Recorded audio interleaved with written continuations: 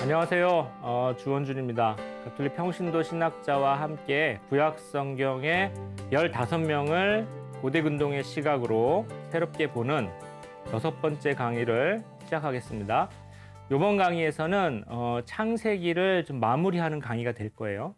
그리고 이제 창세기를 마무리하면 맨 뒤에 창세기 37장부터 50장까지 나오는 요셉 이야기를 보려고 합니다. 요셉은 이제 조셉, 그래서 이제 우리 서양 이름에서도 굉장히 유명한 이름이고 여러분들도 한 번씩은 들어보셨을 텐데 이것도 역시 역사적인 맥락에서 한번 살펴보려고 하고 새로운 시각에서 보려고 합니다. 저 멀리 타향살이하는 우리 집안의 동생이 사실은 우리 집의 희망이다. 걔 때문에 우리가 살아났다 하는 이야기를 한번 들려드리려고 해요. 이런 식의 서사도 사실은 우리나라 문학에는 굉장히 퍽 낯선 것이거든요. 한번 들어보시면 좋겠습니다. 우선 요셉 이야기는 창세기 37장부터 거의 끝까지 50장까지 이제 나오는데요. 37장에 요셉이 나와서 50장에 이제 돌아가시면서 얘기가 끝나요. 근데 요셉이 37장 처음에 나올 때 이렇게 형제들하고 약간 불화한 듯이 나와요. 그래서 요셉은 이제 저 형들에 대해서 그들에 대해서 나쁜 이야기들을 아버지한테 일러 바치곤 하였다. 이스라엘은 요셉을 늙음하게 얻었으므로 다른 어느 아들보다 그를 더 사랑하였다. 이렇게 나와요. 이스라엘은 야곱이고 야곱이 이제 아들이 많았는데 12아들이 있었죠. 그 중에서 이제 요셉은 이제 좀 늙음하게 얻어서 귀여워했다는 거예요. 그래서 요셉은 이런 묘사를 보면 형들인데 완전히 막내는 아니고 그래도 동생 축에 드는데 아빠가 좀 귀여워해주고 나이도 어리고 하니까 약간 도련님 같은, 그리고 형들한테서 아이 뭐 저놈의 자식 이렇게 좀 안 좋은 사랑을 많이 안 받는 것 같았는데 고 37장 4절에 한 2절 넘어가면 이런 표현도 있어요. 그의 형들은 아버지가 어느 형제보다 그를 더 사랑하는 것을 보고 그를 미워하여 그에게 정답게 말을 건넬 수가 없었다. 이렇게 나와요. 그래서 이렇게 보면 형제 간의 갈등이 조금 세구나. 그 형제 간에 그냥 좀 티격태격하고 그냥 치고받는 정도를 넘어서서 얘가 약간 나대거나 요즘 말로 하면은 좀 속된 말로 하면 재수없거나 하여튼 그런 사람이었다. 좀 모자랐다. 어렸을 때니까요. 그래서 이 성경에 보면은 우리가 성인들이고 이스라엘의 조상들이고 다 훌륭한 분들 같지만 그렇지 않은 묘사가 상당히 많이 있어요. 왜냐? 그렇게 해도 괜찮다는 것이고 그런 인간적인 약점을 가진 사람을 통해서 신이 하느님이 큰 일을 하셨다. 이거를 잘 드러내려고 하니까 사실은 보면은 성경에 보면 좀 인간적으로 흠이 있거나 이런 분들이 많은데 많이 하시는 얘기 있죠. 과거 없는 성인 없다고. 성인들도 보면은 옛날에 회개하기 전에는 뭐 아우구스티누스 성인도 그렇고 프란치스코 성인도 그렇고 다 대단하셨어요. 하여튼 그런 거니까 뭐 요셉도 이제 뭐 그렇다 그러면 우리가 이해할 수가 있죠. 그런데 요셉이 조금 실수를 하는데 어느 날 꿈을 꿨어요. 그래서 그때는 꿈 그러면 하느님의 계시를 받는 거니까. 근데 그 꿈을 보니까 결국 꿈의 내용이 자기가 중간에 그 형들이 다 자기한테 절한다는 거예요. 나중에 보면 그 말이 맞긴 했지만 형들이 그 말을 듣고 아이 저놈 자식 저거 그렇지 않아도 마음에 안 드는데 저런 얘기까지. 그러니까 이 광경을 자세히 보고 있으면 요셉이 이게 듣는 사람의 마음을 헤아리지 못하는구나. 아직 얘가 좀 확실히 철이 없긴 없고, 그러니까 미성숙한 상태에 철없는 어떤 도련님 같은 그냥 아빠 사랑만 잔뜩 받고 자란 약간 그런 느낌이에요. 그래서 나중에 되면 이제 고생해갖고 이 사람이 이제 크게 되긴 하는데 그 전에는 이런 좀 한계가 많았구나. 그래서 오죽하면 형들이 이놈을 죽여버리자 이렇게 해가지고 원래 혼내주자 정도를 넘어서서 죽여버리자까지 간 거 같으니까 약간 감정이 좀 심했던 것 같아요. 그래도 큰형 르우벤이, 큰아들이 그래도 이 동생을 죽이면 되느냐 했는데 나머지 형들이 큰형을 살짝 속여가지고 얘를 이제 죽이려고 그랬어요. 하지만 죽지는 않았고 어떻게 해서 아주 간신히 해서 이제 다른 상인한테 종처럼 팔려가가지고 이집트로 갔다는 거예요. 그래서 집에서 떨어져서 요셉 혼자만 이집트로 혈혈단신 이집트로 갔다, 이 이야기인데 이제 이 이야기를 이렇게 보고 있으면은 이 양반이 참 인생이 지금부터 파란만장하겠구나 이런 게 그냥 그려지죠. 역시 뭐 그냥 인생이 아니에요. 굉장히 파란만장하고 타지에서 혈혈단신 사니까 힘들었어요. 그런데 다행히 요셉이 눈치가 빠르고 머리가 굉장히 좋았어요. 그래서 나름대로 거기서 굉장히 잘 적응을 했고 나중에 보면은 외국어도 아예 처음부터 다시 배운 것 같아요. 말이 서로 다르고 근데 이집트 사람이 쓰는 말하고 시리아 필리스티아 사람들이 쓰는 말은 어족이 달라요. 그러니까 아예 그냥 비슷한 한국말하고 일본말처럼 조금 비슷한 계통의 말이 아니라 아예 그냥 한국말하고 중국말처럼 어족이 다른 말이니까 굉장히 고생을 했을 거예요. 거기 가서 이제 어느 집에 들어갔냐면 파라오의 신하이자 경호대장으로 나오는 포티파르란 사람의 집에 들어가요. 근데 거기서도 또 포티파르가 아내가 유혹을 해요. 이놈을 유혹했는데 막상 사람이 오니까 저놈이 나를 겁탈하려고 그랬어. 이렇게 또 뒤집어 씌워요. 그런데 이 포티파르의 아내가 유혹을 했다가 나중에 오니까 이놈한테 이놈이 날 겁탈하려고 그랬어요. 이렇게 덮어 씌우고 나중에 그것이 밝혀지는 과정은 굉장히 드라마틱한 이야기거든요. 그런데 이 이야기하고 거의 똑같은 이야기가 이집트에 있어요. 두 형제 이야기라는 거예요. 거기에 보면 똑같아요. 거의 플롯이 다 똑같고 아예 사람만 조금 바꿔놓으면 똑같은 이야기가 있어서 이것도 이집트 문학에 영향을 받은 것 같은데 그 이야기 나온 다음에 어쨌든 그 요셉은 자기가 이제 결백하고 자기가 훌륭한 사람이고 나쁜 사람이 아니다라는 게 증명이 됐어요. 그러고 나서 온의 사제 포티페라의 사위가 돼요.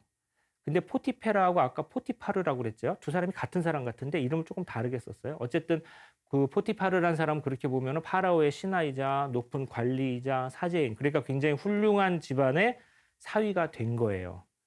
야, 이때부터 이제 인생이 폈어요. 이제 고생이 끝이고 이제부터 인생이 이제 승승장구하게 돼요. 좋은 딸하고 결혼하게 되고 그리고 이름도 이집트식으로 바꾸고 그 다음에 재상이 되는 것까지 올라가요. 창세기의 요셉은 동화되었어요. 이스라엘 사람으로서 자기의 정체성을 지키지 못했고 확실히 이집트에 동화되어 버렸어요. 이집트 사람처럼 보였어요. 그래서 이집트어도 네이티브처럼 완전히 완벽하게 했다고 나와요. 그래서 나중에 형제들이 알아보질 못했어요. 너무 이집트 말도 잘하고 옷도 이집트처럼 입고 있고 그러니까 높은 사람이니까 아예 알아보지 못했고 형들하고 처음 만났을 때는 통역을 썼어요. 그 정도로 잘했어요. 그래 완전히 이집트에 동화된 사람이에요. 그러니까 창세기의 요셉하고 바로 이어서 나오는 게 탈출기의 모세인데 두 분은 굉장히 달라요. 창세기의 요셉은 종교적 갈등이 없어요. 완전히 이집트에 다 맞춰졌어요, 스스로. 물론 그때 파라오가 이제 친했던 것도 있지만 모세는 안 그랬어요. 모세는 정체성을 지키고 싶어 했어요. 우리는 이집트와 다르다. 물론 파라오도 그때 적대적인 파라오가 있었다고 이제 나와요. 자, 이 요셉 이야기는 이제 어떻게 흘러가냐면 필리스티아에 기근이 들었다고 나와요. 그래가지고 필리스티아 사람들이 먹고 살기 위해 가지고 이집트로 많이 돌아왔어요.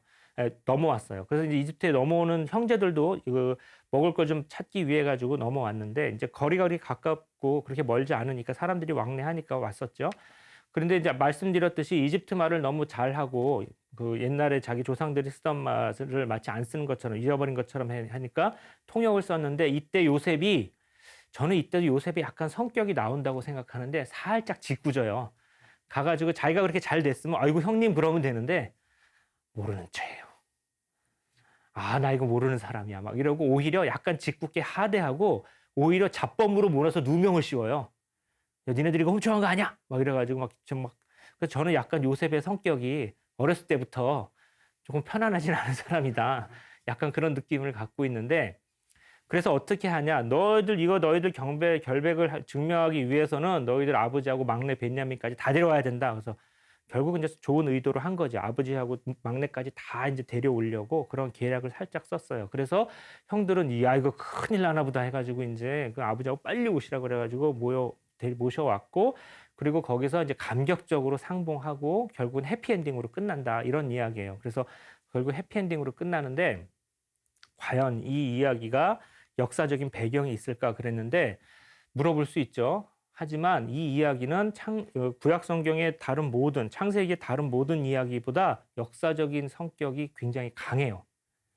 대충 역사에 맞출 수 있을 정도로 굉장히 정확해요. 기원전 17세기에 이집트가 있으면 이집트 옆에 시리아 필리스틴, 그러니까 지금 이집트 옆에 이스라엘 쪽 사람이라고 보면 되는데 거기서 그 이집트가 워낙 풍요롭고 먹고 살기 좋으니까 사람들이 밀려 들어왔어요. 이민의 물결이 있었어요. 그래서 여러분이 힉소스라고 한번 들어보셨을 거예요. 힉소스 사람들이 바로 이 사람들이에요. 힉소스는 하나의 민족이 아니라 지금은 시리아 필리스티아 계통의 사람들의 혼종 민족이라고 생각해요. 이 사람들은 언어가 똑같지는 않지만 그래도 세머를 쓰고 있으니까 서로 좀 통하는 언어를 썼었고 서로 이주민이었고 문화가 비슷했는데 이 사람들이 아바리스라는 도시에 인구가 급증을 해요. 아바리스가 나중에 힉소스의 이제 수도가 되거든요. 그런데 아까 그 포티페라가 온의 사제였다고 그랬잖아요. 온은 지금의 헬리오폴리스인데 헬리오폴리스가 아바리스에서 가까워요. 그러니까 거기 어디쯤에서 정착했다라고 하면 대충 얘기가 맞고 이집트 15왕조가 힉소스 왕조였어요. 제2 중간기 때 그래도 이집트의 절반을 다스렸어요. 그리고 이 힉소스의 특징이 이집트에 동화되기 위해서 무진 노력을 했어요. 자기네들이 시리아 필리스티아의 문화를 갖고 왔지만 우리 문화보다 이집트 문화가 더 좋아. 이집트식으로 이름을 바꾸고 이집트 종교를 많이 받아들이고 그래서 힉소스가 외부 침입자라서 이집트 사람들은 굉장히 자존심이 상해서 힉소스를 막 나중에 역사를 지우고 막 이랬어요. 그래서 힉소스 연구하기는 좀 어려워요. 후대에 힉소스 말만 나면 다 지워가지고 우리는 이제 간접적인 자료밖에 안 남아 있는데 학자들이 얘기하기로는 힉소스는 오히려 이집트의 정통 왕조보다 더 이집트적이려고 노력을 많이 했다라는 거예요. 힉소스가 제15왕조가 망하고 난 다음에, 즉 이집트 입장에서 보면은 저 외부의 침략자들 다 물리친 다음에도 시리아 필리스티아 쪽의 사람들은 생활이 어렵거나 기근이 들거나 그러면 간헐적으로 계속 이주했어요. 왜냐? 이집트는 풍요의 땅이었고 넉넉했고 먹고 살기 쉬웠지만 시리아 필리스티아 쪽은 땅도 별로 안 좋았고 또 이 좀 정치적으로 불안한 적이 많았어요. 어떤 큰 전쟁이 일어나거나 기근이 들거나 이러면 더 많이 내려오고 그랬어요. 그래서 그 다음에 이집트 역사에서도 힉소스는 물리쳤지만 이집트 역사의 신왕국이 그 다음에 나오게 되는데 신왕국 역사에서도 굉장히 재밌는 현상들이 일어나요. 뭐냐? 파라오나 그 관리의 집안에서 집사들 이름이 고고학적으로 나오는데 그 이름이 히브리 계통의 이름들이 나와요. 그러니까 이 사람들이 이렇게 밀려 들어와 갖고는 이집트 사회에 들어와서 그 중에서 잘된 사람은 큰 그 어떤 관리의 재상 정도, 그러니까 집사라고 나오는데 버틀러라고 그 집사가 되기도 하고 그래서 이렇게 보면 요셉이 가가지고 포티페라의 집의 사위가 되어가지고 재상이 되었다고 나오는데 이 재상이 이집트 전체를 다스린 것처럼 거기는 나오지만 성경에는 이집트 전체가 아니라 한 지역이라든지 한 도시라든지 여기를 다스릴 정도까지는 웬만큼 된 것 같아요. 물론 요 집안에서 어느 집사가 요셉이냐 그럼 그 정확히는 안 나와요. 하지만 지금까지 나온 역사적인 배경은 어스름하게 굉장히 잘 맞아요. 그럼 요 상황에서 이 이집트에 들어간 사람들은 누구냐? 그러면 기원전 2000년대부터 나오는 특별한 집단의 이름이 있어요. 그 집단의 이름이 뭐냐? 하피루라고 그래요. 여기서 히브리가 나온 것 같다는 이제 추측을 하는데 하피루는 무슨 뜻이냐? 강도 때 쫓겨난 사람들, 무법자, 달아난 노예들, 불황인, 밑바닥 인생 이런 걸 쓰는 말이니까 하피루라는 말은 이집트에만 나오는 게 아니고 메소포타미아에도 나오고 뭐 히타이트에도 나오고 이렇게 많이 나오는 이름이에요. 그래서 이거를 이제 비노프 같은 학자들은 경멸적인 뜻을 함축하고 있는 사회적 보통 명사다.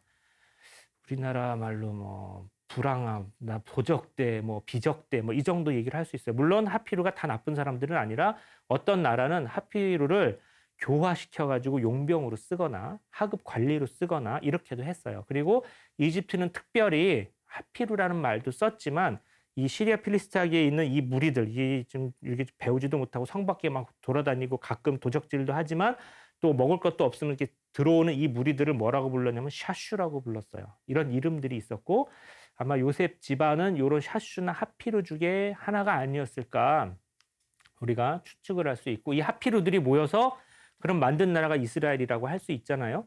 근데 하피루들이 모여서 자기네들이 이 시리아 광야 가나안 쪽을 막 돌아다니다 나라를 세운 것은 이스라엘이 두 번째예요. 이드리미가 알랄라흐에서 한번 만든 적이 있어요. 그 기록도. 그러니까 이런 현상이 그 당시에 기원전 한 15세기, 12세기 가면서 이 동네에 좀 있었다. 사회 밑바닥 사람들한테 이제 이스라엘의 야훼 신이 오셨고 그 사람들한테 그 사람들의 신앙이 나중에 정통 신앙이 된 거는 한국 천주교 순교 한 거하고 좀 비슷하기도 하고요. 또 역사에서 많이 찾아볼 수가 있어요. 뭔가 그래서 이 이집트 탈출 사건과 이 요셉 이야기라든지 이런 것들은 그 사회에서 억압당하고 있는 사람들한테 주는 메시지가 있어요, 분명히. 그리고 그게 이 이야기가 주는 굉장히 큰 효용이에요, 인류 역사상. 뭔가 억압당하고 힘들고 사회적으로 멸시당하는 것이 나쁜 게 아니라 오히려 신이 그들을 선택하셨을 수 있다. 그리고 그 신은 이 사람들과 배타적 관계를 맺었어요. 너희들만 좋아한다 이거예요. 내가 너희들을 선택했고 너희들을 도와주겠다. 그래서 현실은 안 좋지만, 현실은 개차반일지도 모르지만 내면의 자부심은 그래도 괜찮은, 굉장히 높은 그런 부류의 사람들이 만들어지게 되고, 이 신은 그런 부류의 사람들과 같이 했던 신이에요.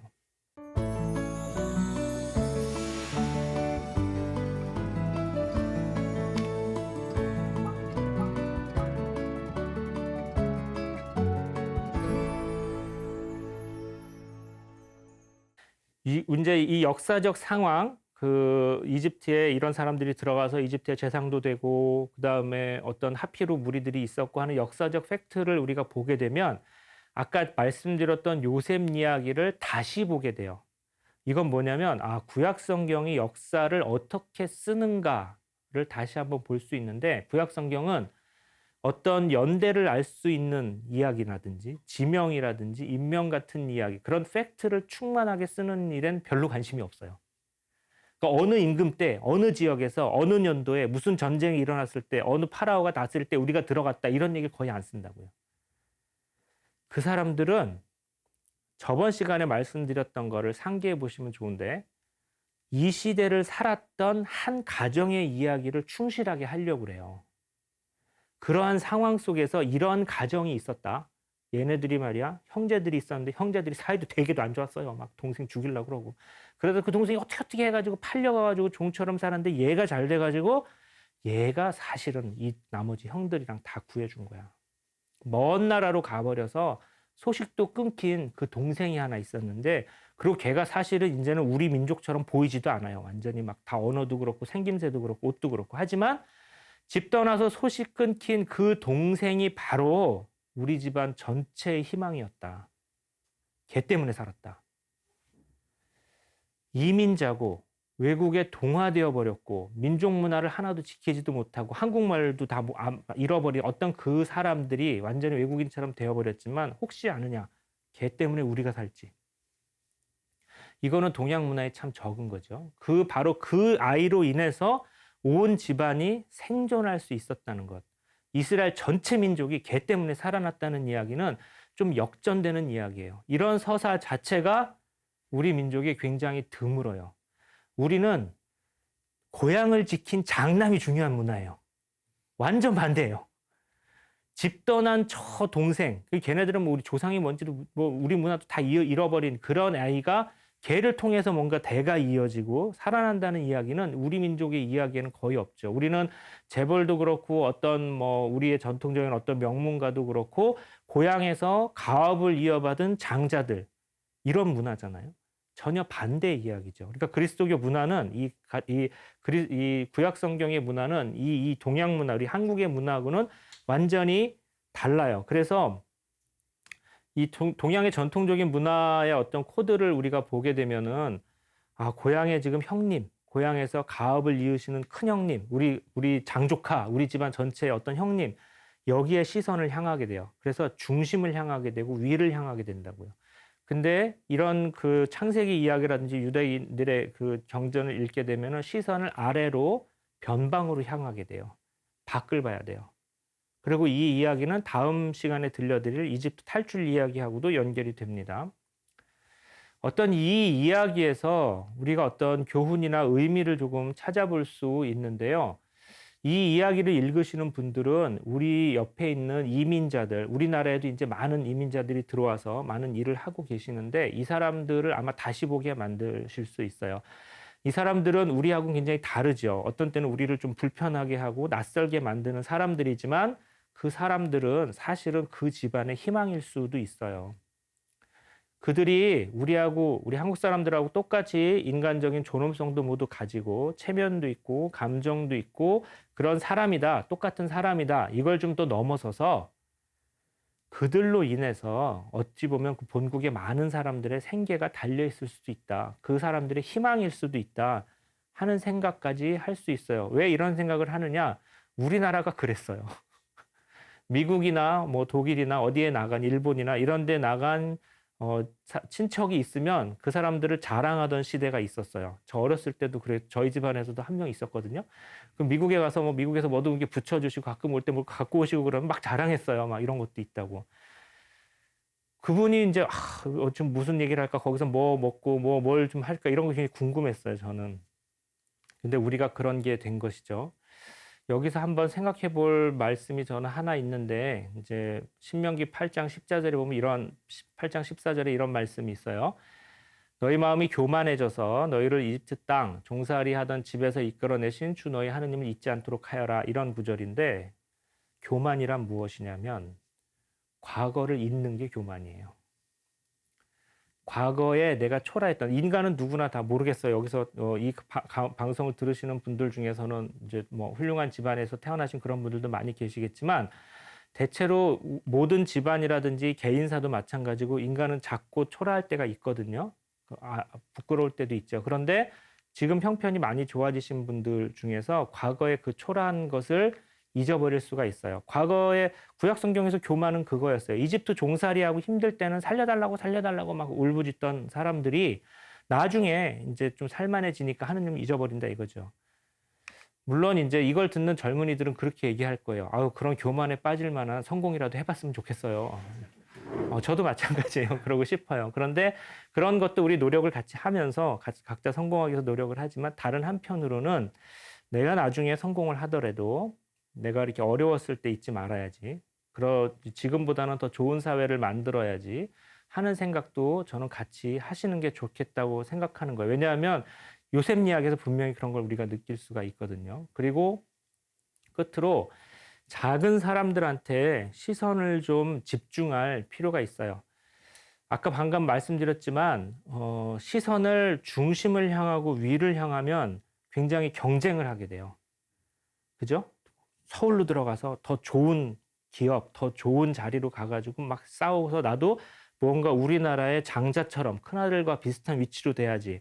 이렇게 하면서 대충 다 살아요. 그 돈과 권력을 향해서 살고.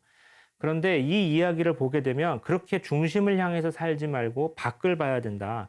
작은 사람을 봐야 된다.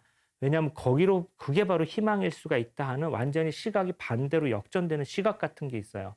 구약 성경은 이런 면에선 새로운 시각을 줘요. 이 요셉 이야기를 읽다가 만약에 사르곤 이야기를 읽거나 무슨 파라오 이야기를 읽게 되면 정반대예요. 중심에 큰아들 정권을 잡고 그 많은 군대를 거느리고 이런 사람들이 중심인 이야기가 그 당시에도 분명히 있었는데 이스라엘 사람들은 정반대 얘기를 한 거예요. 그리고 그게 경전이 되어서 인류 역사에 남은 거예요. 그때나 지금이나 세상은 부자나 제국 이런 데 관심이 많아요. 실제 세계를 움직이는 건 사실은 큰 기업이나 그런 큰 나라들이기도 해요. 그래서 사람들은 어떤 큰 기업에 들어가고 싶어 하거나 미국이나 일본이나 유럽이나 이런 중국 같은 큰 나라에 관심이 많은데 그리고 그 당시에도 기원전 2000년대, 1000년대에도 이집트 제국, 아시리아 제국, 바빌로니아 제국 이런 데 이야기에 관심이 많았어요. 하지만 이스라엘 사람들 이 경전에 남은 이야기는 가난한 백성의 가정 이야기가 남았다는 것을 조금 강조하고 싶어요. 이걸 보지 못하면은 저는 구약 성경의 어떤 핵심을 잘 보지 못한다고 지금 생각을 하거든요. 그리고 이렇게 본다면 우리나라의 어떤 주류 세력이 있겠죠. 그걸 여러분 이제 어떻게 설정하시는지는 뭐 각자 좀 다를 수 있겠지만 그런 사람들이 쓰여가는 역사도 있지만 전혀 주류에 끼지 못한 사람들이 쓰여가는 역사도 있어요. 그리고 때로는 마치 판소리가 살아남고 트로트가 굉장히 오랜 생명력을 발휘하듯이 이 주류에 끼지 못한 사람들의 이야기가 훨씬 더 중요하게 남을 수도 있어요. 자, 여기까지가 창세기를 이제 우리가 처음부터 지금까지 굉장히 6강의 동안 왔거든요. 창세기를 여기서 저는 이제 끝내려고 하는데 제가 완전히 깊이 다루지도 못하고 또 방송이라 조금 이렇게 말도 잘 못해서 죄송합니다. 하지만 일단은 여기서 끝내야 될 것 같고 다음 시간부터는 이제 본격적인 이집트 탈출의 역사, 탈출기로 이야기를 이어나가도록 하겠습니다. 계속해서 재미있고 좀 너그럽게 들어주시기 바랍니다. 감사합니다.